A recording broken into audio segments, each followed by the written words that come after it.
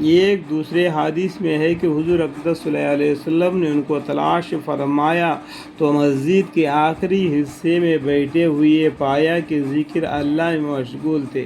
حضور اقدس صلی اللہ علیہ وسلم فرمایا کہ تمام تعریف اللہ کے لیے ہے جس نے میرے زندگی میں ہی ایسے لوگ پیدا فرمائے، مجھے ان کے پاس بیٹھنے کا حکم ہے۔ پھر فرمایا کہ تم ہی لوگوں کے ساتھ جنگ کی ہے، تم لوگوں کے ساتھ جنگی ہے اور تمہاری ہی ساتھ مرنا ہے، زندگی ہے، تم ہی لوگوں کے ساتھ زندگی ہے اور تمہاری ہی ساتھ مرنا ہے، یعنی میرے جینا کے ساتھ اور رفیق تم ہی لوگ ہیں۔ ایک حدیث میں آیا کہ حضرت سلمان فارسی رضی اللہ عنہ وغیرہ حضرت صحابہ اکرام رضی اللہ عنہما ایک جماعت ذکر اللہ میں مشغول تھے۔ حضور اقدس صلی اللہ علیہ وسلم تشریف فرمائے تو یہ لوگ چپ ہو گئے۔ حضور اقدس صلی اللہ علیہ وسلم فرمائے کہ تم کیا کر رہے تھے؟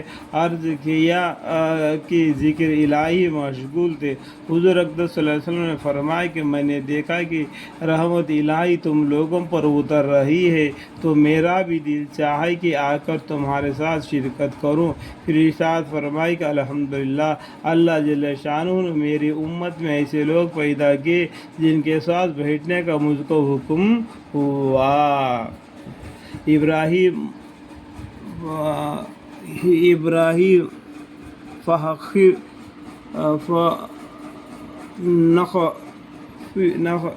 نخعی رحمۃ اللہ علیہ کہتے ہیں کہ الذین یدعون سے مراد ذاکرین کی جماعت ہے۔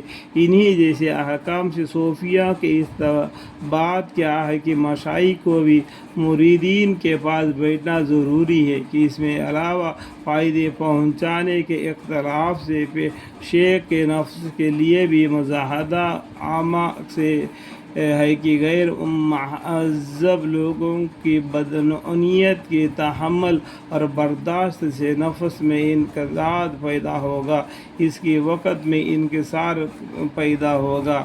اس کے علاوہ قلوب کے اجتماع کو اللہ جل جلالہ کی رحمت اور وفات کے متوجہ کرنے میں خاص داخل ہے۔ اس وجہ سے جماعت کی نماز شروع ہوئی اور یہی بڑی وجہ ہے کہ عرفات کے میدان میں سب حجاج بہرحال ایک میدان میں اللہ کی طرف متوجہ کیے جاتے، جیسا کہ ہمارے حضرت شاہ ولی اللہ صاحب رحمۃ اللہ علیہ نے حجۃ اللہ البلاغ میں متعدد جگہ اس مضمون کا اہتمام سے ارشاد فرمایا ہے۔